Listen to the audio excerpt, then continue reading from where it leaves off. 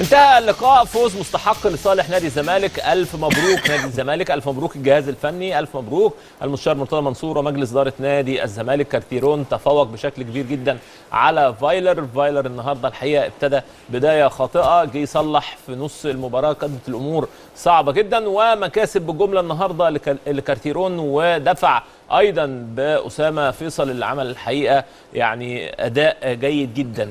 طيب نروح المؤتمر الصحفي لكارتيرون، مؤتمر لفايلر، مؤتمر ما بعد المباراة، نشوف هيقول ايه ونرجع لكم تاني. Nous avons bien commencé, on a eu les premières deux occasions. Une fois, c'était le poteau qui a sauvé Samalek après le gardien. Et avec la première occasion, ils ont marqué le premier but. Après, on a égalisé, deuxième mi-temps. Et trop facilement, on a encaissé le deuxième but. Après ça, on a encore eu l'occasion pour le 2-2 de Soliman. Qu'on n'a pas marqué, c'était après plus décisif, si c'est 3-1 ou 2-1. Et ça, il faut aussi accepter, ça c'est le foot. Nous sommes tristes aujourd'hui, mais demain, on va préparer le prochain match. طبعا احنا محبطين ان احنا خسرنا مباراه القمه قدام نادي الزمالك.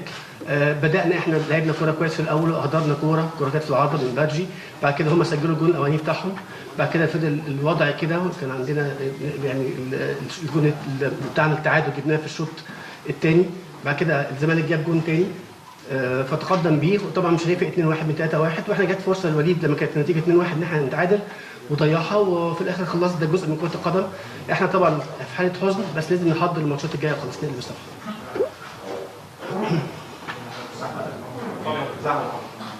الاول في الاول طبعا النهارده لك النهارده الاخير. الاول طبعا النهارده لك القديمه. السؤال الاولاني النهارده النادي الاهلي بدا بتغيير في طريقه اللعب شويه، شفنا النهارده ثلاثي في وسط الملعب وكان نفشه ناحيه اليمين بجانب محمد هاني، والناحيه الثانيه برده كان بيلعب بجاير مع اليو باتش. بعد كده اتغيرت طريقه اللعب في الشوط الثاني في بدايته وبين الشوطين بنزول الجناحات وبيلعب بثلاثه تحت راس الحرب. انا عايز اسال هل دي فادته في بدايه الشوط الثاني، خاصه ان هو ضغط بشكل كبير وسجل هدف الثاني؟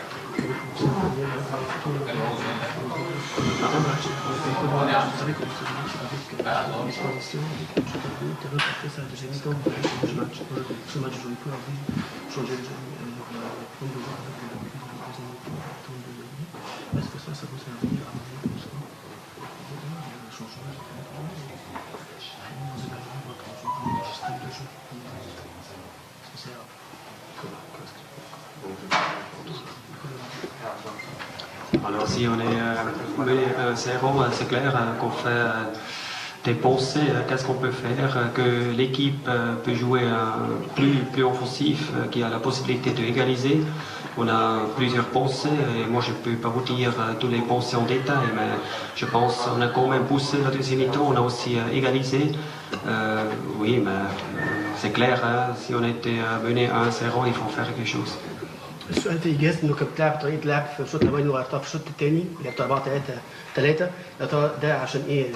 يعني ادراك التعادل ولا كان تفكيرك ازاي؟ فبيقول ما اقدرش اقول لك حاجات كتير عن الموضوع ده، لان طبيعي انت لما تكون خسران الشوط الاولاني 1-0 لازم تفكر في حلول. مش هقدر اقول لك الحلول كلها اللي فكرنا فيها، بس كان احد الحلول اللي احنا بدانا بيه الشوط الثاني، واعتقد ان احنا ضغطنا، طريقه اللعب دي اثرت وضغطنا على الخصم وعرفنا نتعادل. فده طبيعي، تغيير خطه اللعب ده كان بناء على نتيجه الشوط الاولاني اللي احنا طلعنا مهاجمين كنا عشان نتعادل. اتفضل. احمد خالد من الوطن. حابب اسال مستر فايلر اسباب خروج جونيور اجاييه، رغم ان هو من الاوراق الاساسيه يعني الزمالك معروف ان هو لونه اللون الابيض. هل مستر فايلر لبس النهارده ابيض، هل ده العوامل النفسيه مثلا على الفريق القسم، ولا ده حاجه بالصدفه كده؟ Deux questions. Première, le fait de changer le nom d'Ajaï, c'est un des vous avez changé Ajaï. Deuxième question, pourquoi vous avez porté le couleur blanche de blanc que vous avez contre la fois le couleur blanche? Est-ce que vous faites une question sur quelque chose qu'il faut dire? Alors deuxième question, non, de temps en temps je porte blanc, de temps en temps je porte bleu, après je porte rouge. Je change de temps en temps les vêtements, mais je ne fais pas des jeux psychologiquement comme ça. Il faut faire le jeu sur le terrain et pas à l'extérieur, ça c'est mon avis. Et première question, Junior il a pas fait une bonne mi-temps. Et oui, j'ai voulu donner un signal aussi à l'équipe et je pense que c'était la seule raison pour laquelle j'ai changé ce jour-là à la mi-temps. طب هنبدا ليه غيرت جونيور اجايي؟ غيرته لان كان الشوط الاولاني ما عملش شوط اول جيد وكنت عايز ادي يعني زي استفاقه للفريق فغيرته. السؤال الثاني كان انت لابس ابيض النهارده مع ان لون الزمالك معروف انه بيلبس الابيض، هل ده حاجه نفسيه حاجه بتعمل عليه ضغط نفسي او حاجه ما شابه يعني؟ فرد قال لا انا ما بفكرش بالطريقه دي، انا بحب اللعب يكون في الملعب مش بالملابس، انا ساعات بلبس ابيض ازرق احمر اي لون ما بفكرش الخصم بتاعي يلبس ايه. اتفضل يا محمد. حضرتك النهارده معاك عمرو سالم من الاهرام المسائي، اسال حضرتك ان في الفتره الاخيره دي تقريبا في كيرف النادي الاهلي قبل كورونا كان حاجه ثانيه خالص، بعد كورونا الناس كلها شايفه ان النادي الاهلي متراجع بشده، وهل الاداء ده يعني انت مطمن في افريقيا؟ هل الاهلي هيقدر يستطيع ان يكون مره ثانيه خلال الفتره الجايه ديت؟ ومدى تاثير رحيل بعض اللاعبين زي طبعا رمضان صبحي زي كفر، هل دي عوامل مؤثره على اداء النادي الاهلي؟ Depuis le retour de Covid-19, l'Est Code concernant les résultats sont très bons et est-ce que vous êtes un peu inquiet avec cette performance de la compétition africaine? Autre chose, quelle est l'influence des joueurs absents comme joueurs sur la performance de l'équipe? Est-ce que ça a eu un impact négatif sur l'équipe? Alors moi je ne suis pas inquiet parce que c'est clair, on joue avec des joueurs qui n'ont pas joué un premier tour, qui étaient titulaires. Si on regarde toujours les formations, on a quand même eu des changements. Il faut trouver des autres solutions, mais ça c'est aussi intéressant. Et c'est aussi clair, si on a fait un premier tour comme ça, on ne peut pas doubler ça, hein, ça c'est impossible. Autrement, il ne faut plus jouer parce qu'on gagne tous les matchs facilement. Mais non, je pense que c'est normal. On a encore le temps pour préparer les grands matchs qui vont arriver. On a perdu ce match-là aujourd'hui et ça, il faut aussi accepter contre une bonne équipe. On est triste, mais je suis sûr qu'on va revenir. قول لي بقى سؤال تاني عشان السؤال بتاع حضرتك انا بقول دلوقتي يعني الناس بدات جماهير النادي الاهلي نبض الشارع بيقول ان في قلق من امكانيه تدوير الاهلي من الكره الافريقيه ومواجهه الوداد، الناس شايفه ان دايما اداء متراجع كل ماتش عن ماتش. اوكي السؤال بتاع الاستاذ عمرو من الاهرام كان بيقول ان شايفين ان الكيرف بتاع الفريق بينزل من بعد العوده من كورونا، يا ترى حاجه زي كده تقلقك على بطوله افريقيا ولا لا؟ ويا ترى غياب بعض اللاعبين اثر بالسلب على اداء الفرقه بعد عوده الكورونا؟ هو بيقول طبعا احنا عملنا النص الاولاني من الدوري كان ممتاز، كسبنا ماتشات كبيره وعملنا اداء كويس، الموضوع ده مش هيستمر على طول، ولو تلاحظوا طبعا ان فتره الاعداد دربنا لعيبه جداد ما كانوش موجودين في الفتره الاولانيه، لعبناهم خدوا فرصه دخلوا معانا فتره الاعداد، ففي تغيير وده طبيعي في كره القدم، مش ممكن تكسب على طول.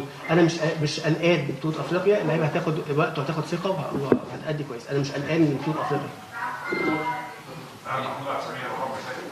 كلنا شفنا بدايه الماتش اهتزاز مستوى محمد هاني وياسر ابراهيم، وعشان نعرف يعني كل هجمات الزمالك في الشوط الاولاني كانت من ناحيه اليمين بتاعت الاهلي. فكان ايه سبب الاصرار في ان انا اخد محمد هاني واخر من